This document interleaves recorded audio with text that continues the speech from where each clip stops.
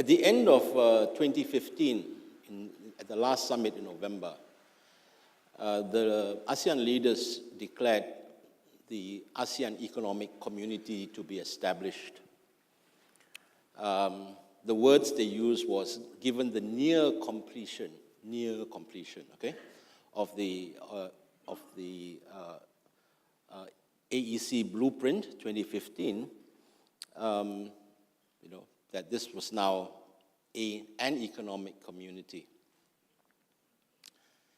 Now let me say that I'm not entirely sure that the leaders themselves believed that the economic community was established. Okay, certainly I think among analysts, commentators, observers, and especially private sector people, the fact that, certainly something happened magically in November of 2015, that this economic community, especially the 4 pillars on which the blueprint was established. Essentially, the one of the 3 pillars, the single market and the single production base, was achieved. Okay. However, how do I assess the level of ASEAN economic integration? One can use various terms. I have chosen to use 3. 1, and you will hear this time and time again, it's a work in progress. That's not the question, all right?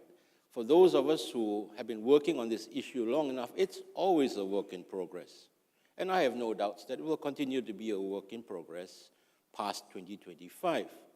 The question is, what kind of work in progress? Is it a work in progress that will give us hope, expectation that things are going to be established?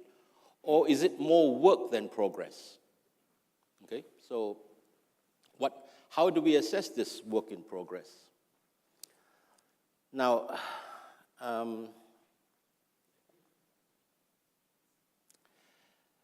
one word that we can use to describe work in progress, it's partial. Okay, I think thinking along all the lines of ASEAN Economic Community, I think it is correct to say that it is partial in nature. It is variegated.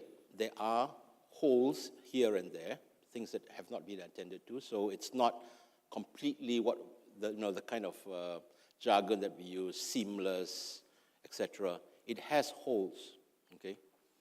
And I think the third descriptor assessing economic integration today is that it is process-driven. If you are an unkind person, and I don't think I'm particularly unkind, you might use the word superficial. But I think superficial is not the word that we would use for ASEAN economic integration, all right? I think it's process-driven, and I think there is no doubt. If you read the AEC blueprint, if you look at the actions being taken, it's certainly process-driven. A lot of it is process-driven, but importantly, not all of it is process-driven. And I'll take a few minutes to describe why.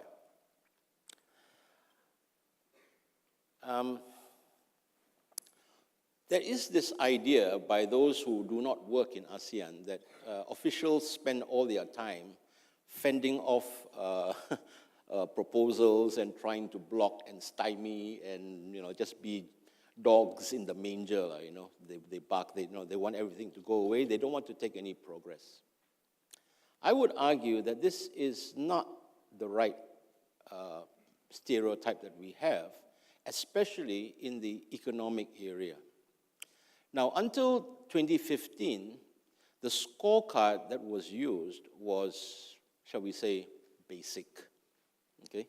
And it was on this basic scorecard that, officials then decided, okay, we have accomplished enough, and then they caused their ministers, and then from ministers caused their leaders to say that we are near completion to the economic community. Post-2015 into 2016, and especially in terms of the ASEAN Economic Blueprint, there are attempts to, the word that officials use is enhance the scorecard. But actually, if I look at it, it's not enhancement. Well, if it is an enhancement, it's a dramatic enhancement. Let me give you a few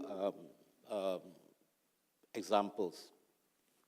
From 2016 to 2025, there will be greater focus on the weak, what ASEAN has been traditionally weak, and that is in terms of policy implementation.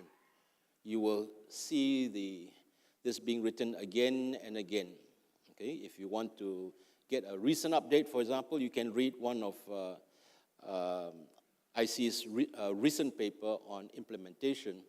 And I think you get that it's national interest, and it's not only national interest, it's subnational interest. It's between the protected sectors that don't want liberalization and those that do, those that are export-oriented. And importantly, in the paper by Sanchita Basu, it also points out that within government, that even in the same government, there are the forces for change and progress and those that do not.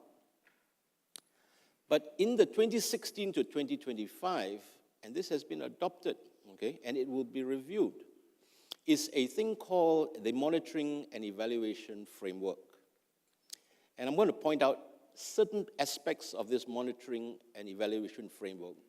Not that I'm predicting that it will be a complete success, but what I'm saying is that this really gets down to the bone, okay? It's where rubber meets the road. Number one, every year, the senior officials have to put forward what are their annual priorities. So the annual priorities, of course, the unfinished business from the 2015 scorecard, that becomes part of the priorities. And as well, other more detailed. Now, some of these priorities are, as I said before, process-driven. So it's like agree to the terms of reference for this feasibility study, blah, blah, blah, blah, blah. Okay? And there are many of these things. For 2017, 60 priorities have been identified. Okay? Among the 60, a lot of them are process-driven. They're procedural, terms of reference for this, do a study on that, agree to the terms of engagement with the private sector. Important for bureaucrats, but, really, in terms of moving the community forward, not so sure. Of this 60, I think we will probably have implemented, I think, I'm not sure, I don't have the latest, but as of July, there were 13 priorities that were implemented, mainly the easy ones. And there was a hope that in last month, there would be another 19 that would be implemented. So at best, what will happen is that 30 out of your 60 priorities would be implemented, okay? Among the priorities that are on this year's calendar are important things, things that are not procedural, things that actually move trade forward, things like trade facilitation. Trade facilitation is of immense importance to this region because, you can cut tariffs all you want, but if you do not have trade facilitation, they can actually turn up to be even bigger inhibitors to trade than the kinds of tariffs and duties that we're talking about. Mutual recognition agreements. This is important, especially for areas like food, where you have got inspection. You have got amendments to the protocols on dispute settlement for investment. The ACIA, I don't know how you pronounce it, ACIA,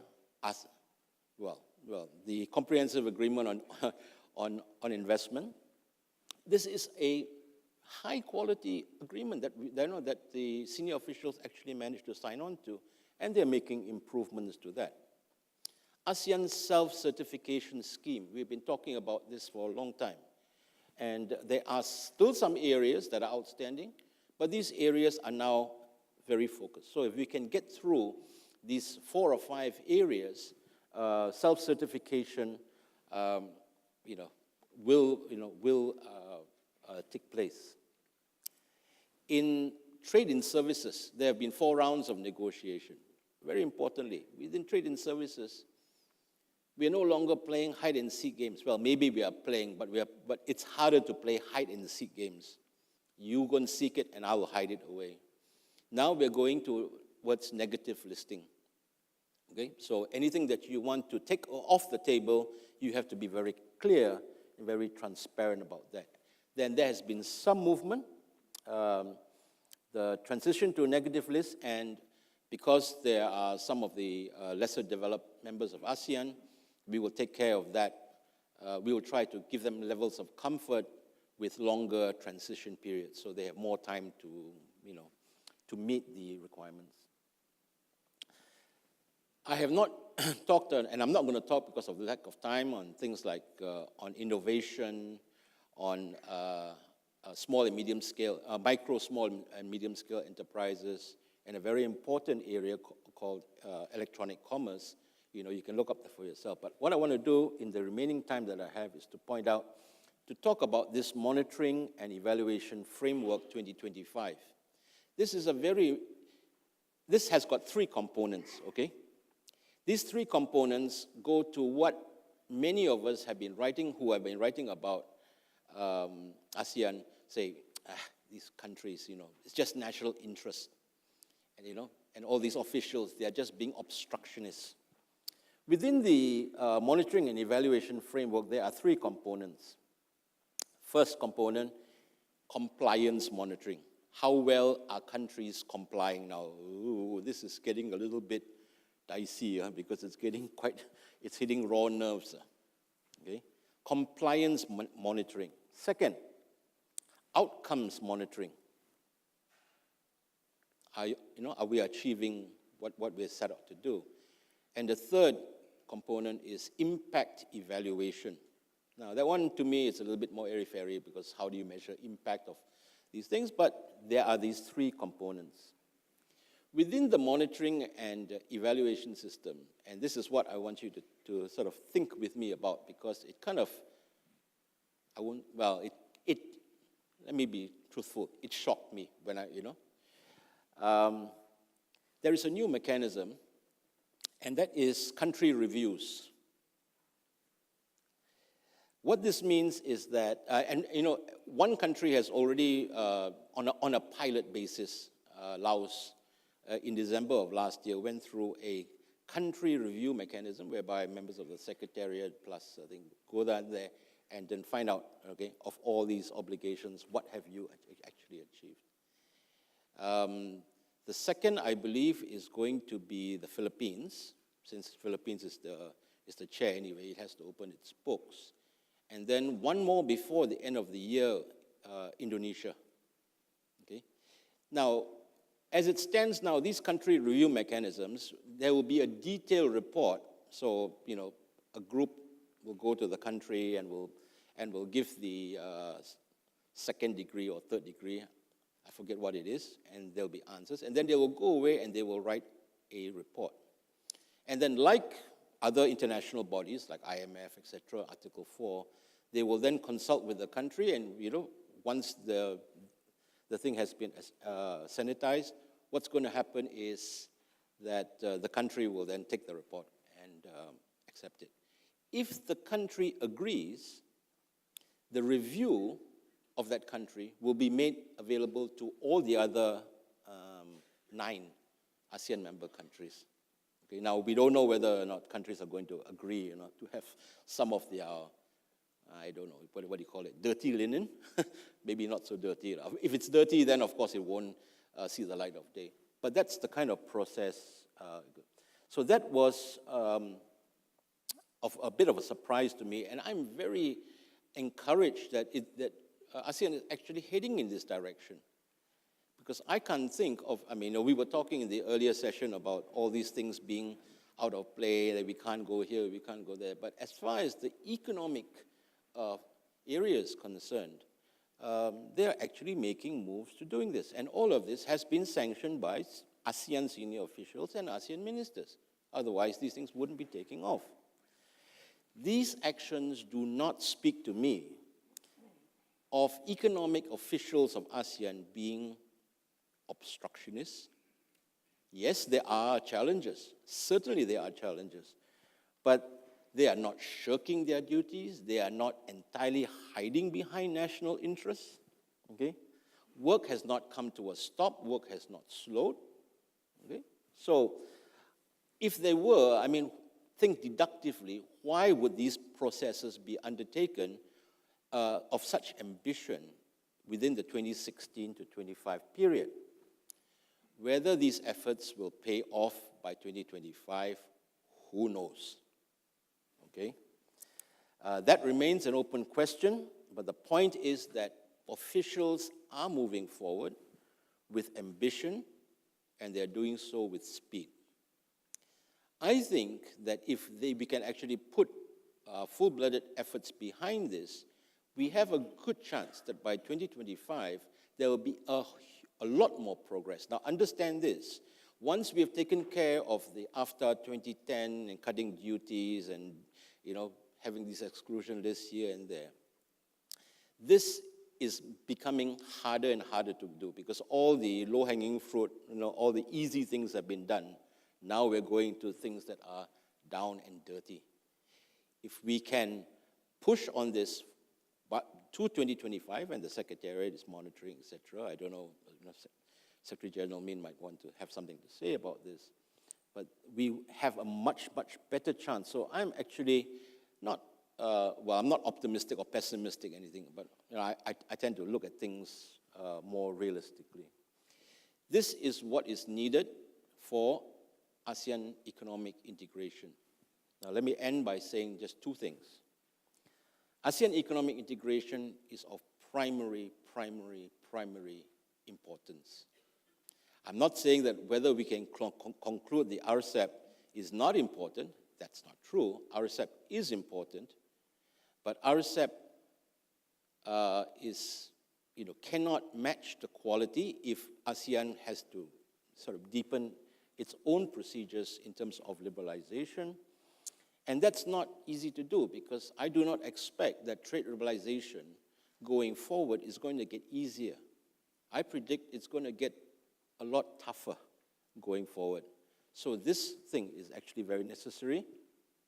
So again, not that RCEP is not, the conclusion of RCEP is not important, but this thing that we are doing on deepening ASEAN economic integration is of much greater importance strategically. Without the ASEAN core, RCEP is meaningless, regardless of what you can get. The second is, let's say that by June of next year, we end up, I don't think we will, negotiations will be called off RCEP. Okay? I don't think that will happen. There's a tendency always in trade negotiations, you go for the 11th hour, 59th minute, and 59th second. All right? But let's say that we end up with an RCEP that, let's just say, fails to impress anyone. Okay. Our alternative, our fallback, is that if we have a much stronger and a much deeper integration within ASEAN, then we can start to work on the plus ones. We have already started to do so with China, but we haven't started to do so with full-bloodedness with all the other plus ones, because we are saying, we are all busy, we're all tied up with this RCEP thing, okay? But let me say that if I, in terms of my own priority, I'd be putting it to make sure that we get all the MRAs, we get all the services liberalization within ASEAN, and then the other plus ones will come and will have to talk to us. We can base it around the Australia, New Zealand, the ANZUS. We aren't moving very far, in terms of some of the other countries like Korea and with Japan, etc. But that would be my own, if I were, the chair of ASEAN, this is the kind of thing that that I would be doing. The second point, of course, I've already said, the environment for trade liberalization is going to looks a whole lot more challenging going forward.